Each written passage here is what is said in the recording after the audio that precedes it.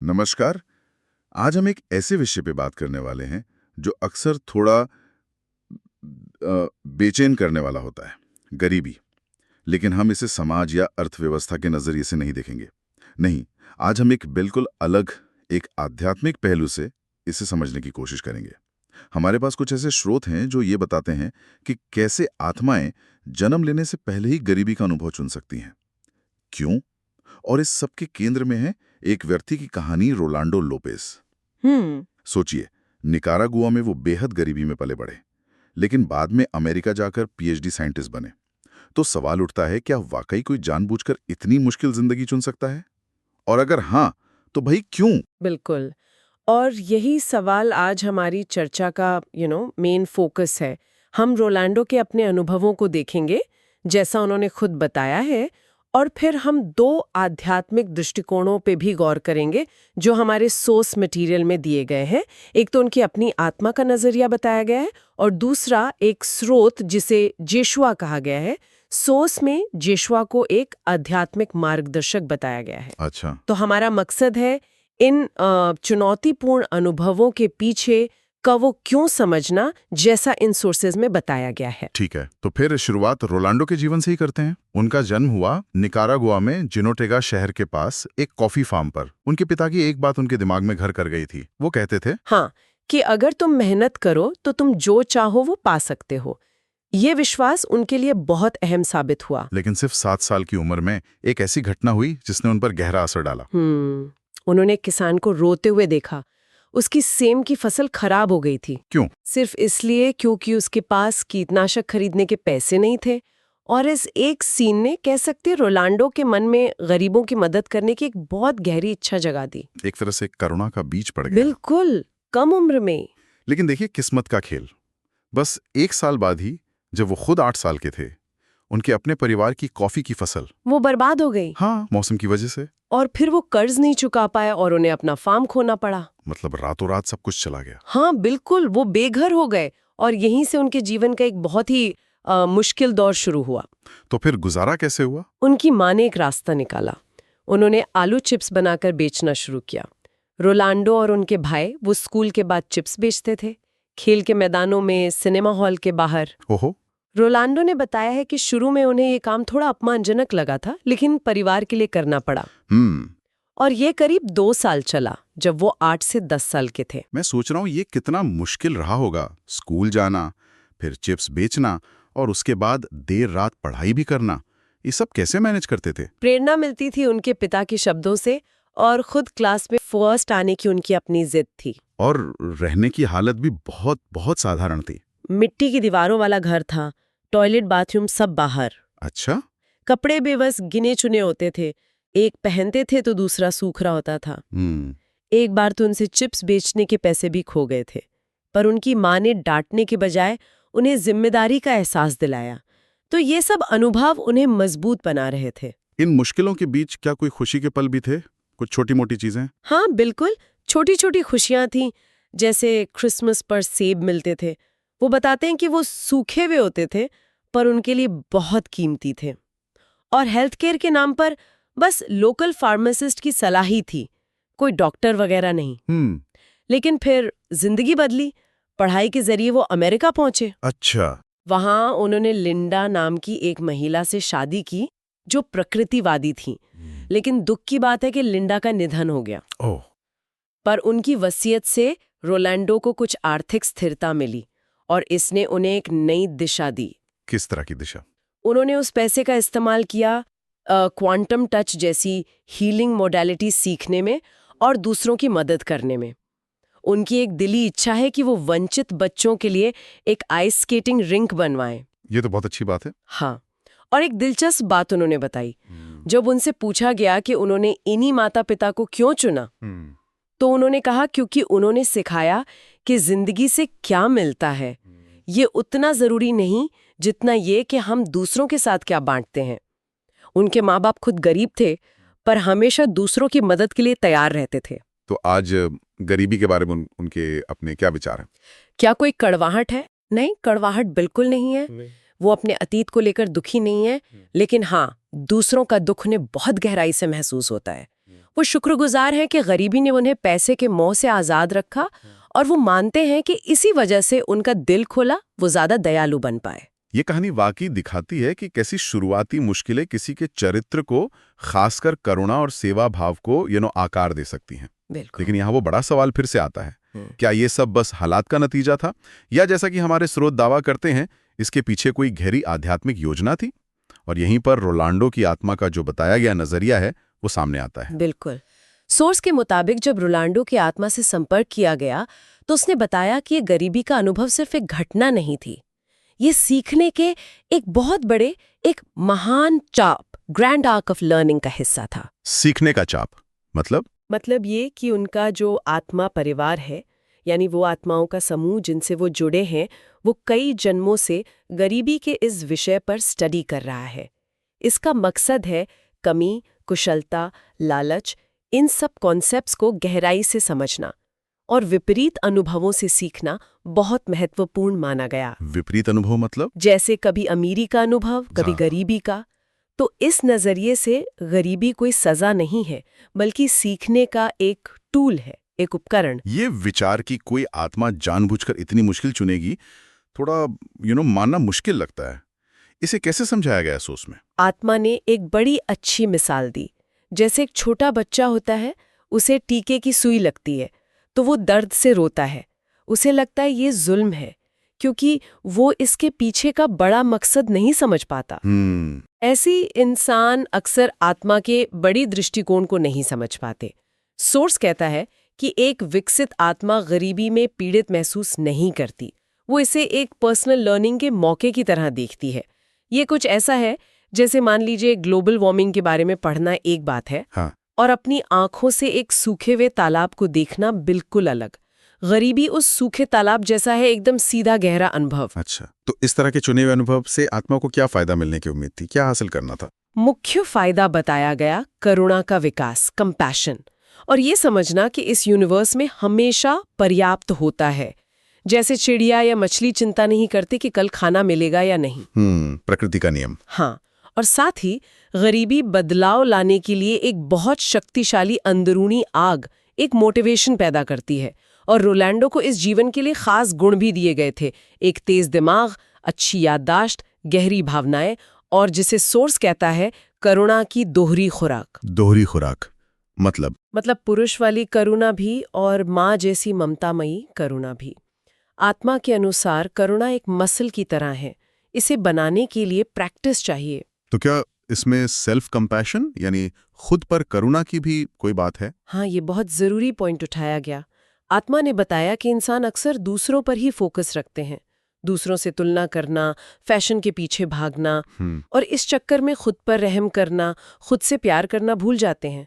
जब हम अपनी आत्मा से जुड़ते हैं तब सेल्फ कंपैशन आता है, शुक्रगुजारी आती है, जिंदगी को लेकर एक हैरानी, एक विस्मय का भाव आता है। और आज की जिंदगी के जो भटकाव हैं, पैसा, प्रॉपर्टी, डर, ये हमें इस अंदरूनी जुड़ाव से दूर करते हैं। रोलांडो के केस में शुरुआती गरीबी ने इन बाहरी भटकावों को कम कर दिया, जिससे अंदरूनी विकास के लिए जगह बनी। सोर्स में ये भी जिक्र था कि ये खास समय यानी 20वीं सदी का मध्य क्यों चुना गया? आत्मा के नजरिए से ये मानवता के लिए एक टर्निंग पॉइंट था, खासकर दूसरे विश्व युद्ध और एटम बम के बाद जो दुनिया की चेतना और एनर्जी बदली थी। हाँ, एक बड़ा बदलाव था। बिल्कुल। और जिस परिवार में रोलांडो ने जन्म लिया वो गरीबी को बहुत गहराई से महसूस करने वाला था। ऐसा कहा गया कि इस बार सबक को गहरा बनाने के लिए गरीबी को तेज दांतों वाला होना जरूरी था। तेज दांत मतलब बहुत तीव्र अनुभव। हाँ, पिछले जन्मों में रोलांडो ने दौलत का अनुभव किया था। इस जीवन में इमोशनल और स्पिरिचुअल अमीरी पाने के लिए गरीबी की इस गहराई की जरूरत थी। और वो जो आलू चिप्स बेचने वाले मुश्किल साल थे, उनका क्या मकसद बताया गया है? उससे आत्मा की योजना में लिमिट्स को पुश करने का दौर बताया गया। इससे उनमें लचीलापन आया, विश्वास बढ़ा और पढ़ाई के लिए एक जिद पैदा हुई। इसने उन्हें ताकत दी और ये सिखाया कि हमेशा कोई ना कोई रास्ता होता है।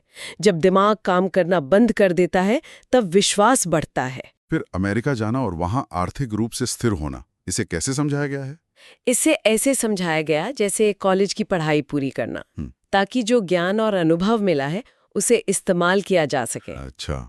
इकोनॉमिक स्टेबिलिटी उन्हें ये मौका देती है कि वो अपनी बढ़ी हुई करुणा का इस्तेमाल करके दूसरों की असरदार तरीके से मदद कर सके। आत्मा ने एक मिसाल दी, जैसे रेगिस्तान में कुआं खोदना है तो पहले पानी वाली जगह से जरूरी सामान और औजार तो लाने पड़ेंगे ना। हाँ बिल्कुल, तैयारी जरूरी है। वही बात है। तो आत्मा के अनुसार अब रोलैंडो का मिशन क्या है? अभी वो क्या कर रहे हैं? पहला तो खुद पर करुणा का अभ्यास जारी रखना और गरीबी के अनुभव को एक सीख के तौर पर देखना, ना कि किसी ट्रेजेडी की तरह। दूसरा, दूसरों की गहराई से मदद करना, चाहे वो किसी भूखे बच्चे को खाना खिलाना हो, किसी ज़रूरतमंद माँ की मदद करना हो, या फिर माइक्रो बैंक जैसे प्रोजेक्ट्स को सपोर्ट करना हो जो लोगों को अपने पैरों पर खड़ा होने में मदद करते हैं। इसमें इस बात पर भी जोर दिया गया कि जब आप सीधे मदद करते हैं, जैसे किसी को सूप देना, और जब आप दान देते हैं, दोनों में एक भावनात्मक जुड़ाव बनता है। देने वाला और लेने वाला दोनों को पोषण मिलता है। और जो लोग अभी गरीबी में जी रहे हैं उनके लिए आत्मा का क्या संदेश था? संदेश बहुत पॉजिटिव था कि वो खुद को कोसा हुआ या कम ना समझें। उन्हें कहा गया कि वो उगते सूरज की ओर देखें, याद रखें कि वो अपने मूल्य में, अपने दिल में, अपने दिमाग में गरीब नहीं है। खुद पर तरस खाना, गुस्सा करना, शिकायत करना, ये चीजें इंसान को उसी हालत में फंसाए रखती हैं। सोर्स कहता है कि गरीबी कोई सजा नहीं है जिसे वो भुगत रहे हैं। अगर इसे चुना गया है तो ये बहादुरी का काम है। तो फिर उन्हें क्या करना चाहिए? उन्हें अपनी क्रिएटिव एनर्जी का इस्तेमाल करना चाहिए आगे बढ़ने के रास्ते ढूंढने में, ये विश्वास करने में कि उनके लिए और भी बहुत कुछ मुमकिन है, ये विश्वास करने में कि उनके पास पर्याप्त है। लड़ाई और संघर्ष की भावना करुणा को बंद कर देती है। प्रेम और उम्मीद के साथ आगे बढ़ना जरूरी है। और आखिर में आत्मा ने एक बहुत बहुत जरूरी बात कही कि गरीबी सिर्फ एक बाहरी हालत नहीं है, ये एक नजरिया भी है, एक कमी की भावना है जिसे अमीर और गरीब दोनों महसूस कर सकते हैं। अच्छा, अमीर भी? हाँ, और ये भावना तभी खत्म होगी जब इंसानियत मिलकर ये समझ लेगी कि बहुत हो गया। जब हम समझ जाएंगे कि हमारे पास पर्याप्त है, पर्याप्तता की ये समझ ही असली शांति लाएगी। ये वाकई गरीबी को देखने का एक बिल्कुल अलग और कह सकते हैं गहरा नजरिया है। अब हमारे पास एक और सोर्स का जिक्र था, जेशुआ। उनका इस विषय पर क्या कहना है? क्या वो आत्मा के नजरिए से सहमत हैं? हाँ, काफी हद तक। जेशुआ, जिन्हें इस सोर्स में एक आध्यात्मिक टीचर या गाइड बताया गया है, उन्होंने कन्फर्म किया कि रोलैंडो की गरीबी प्लान की हुई थी। उन्होंने भी यही कहा, भी आत्माएं कई जन्मों से गरीबी और अमीरी के इस उलझे हुए मुद्दे को एक्सप्लोर कर रही हैं। क्यों? ताकि इसके पीछे का आध्यात्मिक सार समझ सकें और इंसानियत को इससे ऊपर उठने में मदद कर सकें। क्या जेशुआ ने रोलैंडो की प्रेरणा के बारे में कुछ और खास बताया? हाँ, जेशुआ ने कहा कि रोलैंडो इस जीवन में इसलिए नहीं आए कि उनके मन में पैसे को लेकर कोई नेगेटिव बिलीफ था। नहीं, वो मुख्य रूप से एक टीचर बनने आए थे, और साथ ही वो गरीबी की चरम स्थितियों में जो एक गहरा इंसानी जुड़ाव और प्यार पनपता है, उसे भी अनुभव करना चाहते थे, जैसे उन्होंने अपनी बहनों के साथ महसूस किया। वो बॉन्डिंग। बिल्कुल। और उनके निकारागुआ और फिर अमेरिका आने के पीछे क्या वजह बताई गई? जेशुआ के अनुसार ये एक खास सोल फैमिली में शामिल होने के लिए था। अमेरिका जैसे देश में जो आज़ादी और मोबिलिटी मिलती है, उसे अनुभव करने के लिए था। और आजकल जो एक बड़ा आध्यात्मिक बदलाव चल रहा है दुनिया में, उसका हिस्सा बनने के लिए भी था। अच्छा। जेशुआ ने इस बात पर जोर दिया कि आत्मा के लिए असली चीज पैसे या गरीबी की पहचान से मुक्त होना है, और दूसरों से, चाहे उनकी कोई भी पृष्ठभूमि हो, उनके सच्चे रूप में जुड़ना है। इसे उन्होंने मसीह चेतना से जोड़ा, यानी सब में ईश्वर का अंश देखने की अवस्था। जेशुआ ने आमतौर पर आत्माओं की गरीबी चुनने के और क्या कारण बताए? क्या ये सिर्फ सीखने के लिए होता है या और भी वजह हैं? जेशुआ ने कई वजह बताई। पहली, कि पृथ्वी पर जीवन चाहे कितना भी मुश्किल क्यों न हो, आत्मा के लिए बहुत कीमती और इंटेंस अनुभव होता है। गरीबी में भी गहरे मतलब छुपे हो सकते हैं। दूसरी वजह, ये साहस, हिम्मत और छोटी चीजों के लिए शुक्रगुजारी जैसे खास गुण विकसित करने का तरीका हो सकता है। ठीक है। तीसरी, कुछ आत्माएं जिन्हें लाइट वर्कर्स कहा गया है, मतलब वो आत्माएं जो आध्यात्मिक जागृति और दूसरों की मदद के लिए काम करती हैं, वो टीचर के तौर पर दूसरों की मदद करने के लिए गरीबी का अनुभव चुन सकती हैं। अच्छा, दूसरों के लिए? हाँ, और चौथी वजह कर्म से जुड़ी हो सकती है, जैसे पिछले जन्म की गरीबी की चेतना साथ ले आना या कभी किसी का शोषण किया हो तो अब शोषण का अनुभव करना ताकि हमदर्दी पैदा हो सके। मतलब दूसरे पहलू को समझना। बिल्कुल। लेकिन जेशवा ने साफ किया कि ये हमेशा खुद चुना हुआ होता है, कर्म कोई बाहरी सजा नहीं है। क्या अमीर देशों और गरीब देशों में गरीबी चुनने के अनुभव में कोई फर्क होता है? जेशवा के अनुसार हाँ, अमीर देशों में गरीबी चुनने वाली आत्माएं अक्सर सामाजिक कलंक, वो जो शर्मिंदगी होती है, उससे निपटना सीखती हैं। वो बाहरी हालात से परे अपनी अंदरूनी गरिमा और सेल्फ वर्थ को खोजना सीखती हैं। के लिए ऐसा चुनती हैं ताकि वो बाहरी चीजों से हटकर अपनी सच्ची अंदरूनी कीमत खोज सके। मतलब फिर वही बात, विपरीत अनुभवों से सीखना। बिल्कुल। लेकिन क्या गरीबी चुनना आत्माओं के लिए एक आम लक्ष्य है? मतलब क्या ज्यादातर आत्माएं यही चुनती हैं? ये एक जरूरी सवाल है और जेशवा ने साफ किया कि नहीं, ऐसा नहीं है। गरीबी में रहने वाली ज्यादातर आत्माओं ने शायद इसे सीधे तौर पर नहीं चुना होगा, बल्कि ये अक्सर दूसरे लक्ष्यों का साइड इफेक्ट होता है, जैसे किसी खास परिवार या समाज में जन्म लेने की इच्छा या कोई और जीवन का पाठ सीखने का प्लान। अच्छा। तो गरीबी को उन्होंने शायद एक ऐसी परिस्थिति के तौर पर स्वीकार कर लिया हो जो उनके मेन मकसद के साथ आई। जेशवा ने गरीबी को रिलेटिव भी बताया था, सही कहा ना? बिल्कुल। उन्होंने कहा कि गरीबी असल में चेतना की एक अवस्था है, बहुतायत, अबंडेंस बनाम कमी, स्कैर्सिटी। सच्ची बहुतायत सिर्फ बाहर की दौलत नहीं है, बल्कि अंदर से भरा हुआ महसूस करना, शुक्रगुजार होना, जुड़ाव महसूस करना है। उन्होंने ये भी समझाया कि इंसान के रूप में जन्म लेना ही अपने आप में एक सीमा है, एक अलगाव का अनुभव है, और इसी से कमी की भावना पैदा हो सकती है, चाहे वो चीजों की कमी हो, प्यार की या सुरक्षा की। तो इस बड़े मतलब में गरीबी कमी के अनुभव का सिंबल है। और पृथ्वी पर अनुभव इतने तीव्र क्यों होते हैं? जेशवा ने कहा कि यहाँ आने वाली आत्माएं बहुत साहसी होती हैं, क्योंकि यहाँ अनुभव बहुत इंटेंस होते हैं और सभी आत्माएं एक दूसरे से जुड़ी हुई हैं, इसलिए एक की सीख सबके काम आती है। क्या जेशवा ने अपने समय के गरीबी के अनुभव के बारे में भी कुछ बताया? हाँ, उन्होंने बताया कि पृथ्वी पर अपने जीवन के दौरान वो गरीबी और अन्याय देखकर बहुत दुखी थे, स्तब्ध थे। उनका मुख्य मकसद था लोगों को उनकी अंदरूनी दिव्यता, उनकी इनर वर्थ के बारे में जगाना, चाहे उनके बाहरी हालात कैसे भी हों। उन्होंने पाया कि गरीबों और हाशिए पर पड़े लोगों तक पहुंचना ज्यादा आसान था, क्योंकि अमीर लोग अक्सर अपनी सोशल पोजीशन और पैसे से इतने जुड़े होते थे कि उनके लिए अपनी अंदरूनी सच्चाई देखना मुश्किल था। अच्छा।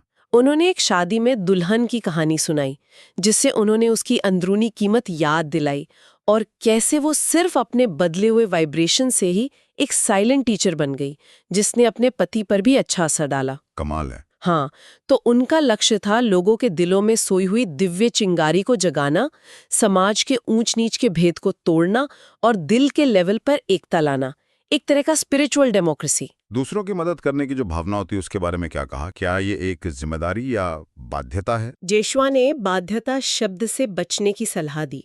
उन्होंने कहा कि जैसे जैसे कोई इंसान आध्यात्मिक रूप से विकसित होता है, दूसरों के साथ उसका कनेक्शन नेचुरली बढ़ता है। इससे करुणा पैदा होती है और मदद करने की इच्छा अपने आप आती है, जैसे हम अपने परिवार की मदद करना चाहते हैं। स्वाभाविक रूप से। हाँ, लेकिन सबसे पहले हमें खुद का ध्यान रखना होगा, अपने स्वयं के रखवाले बनना होगा। अपने रास्ते पर शांति और करुणा के साथ चलना, यही दूसरों के लिए सबसे बड़ी मदद है और सबसे कीमती मदद है। दूसरों को उनकी अपनी अंदरूनी ताकत और क्रिएटिव पावर की याद दिलाना। पूंजीवाद और समाजवाद जैसी व्यवस्थाओं पर भी कोई टिप्पणी थी सोर्स में? हाँ, जेशवा ने कहा कि दोनों सिस्टम्स में स्पिरिचुअल वैल्यू हो सकती है।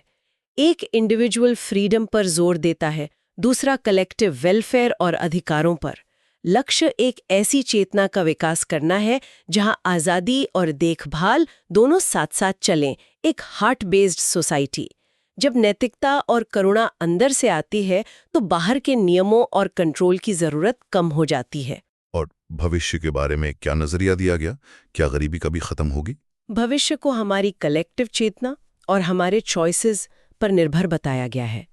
आज दुनिया में जो संकट हैं, जैसे क्लाइमेट चेंज, असमानता, ये हमें एक मौका दे रहे हैं कि हम वैश्विक सहयोग बढ़ाएं और असली चीज़ों की कीमत पहचानें। जैसे जीवन, ये धरती।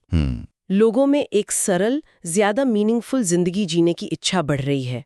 हर व्यक्ति अपने दिव्य स्वार और सबके साथ अपने गहरे जुड़ाव के प्रति जागरूक होकर इस बदलाव में अपना योगदान दे सकता है। लॉ ऑफ अट्रैक्शन का भी जिक्र हुआ था।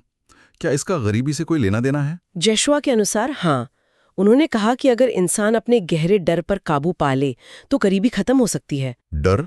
हाँ, डर हमारी क्रिएटिव पावर को ब्लॉक कर देता है।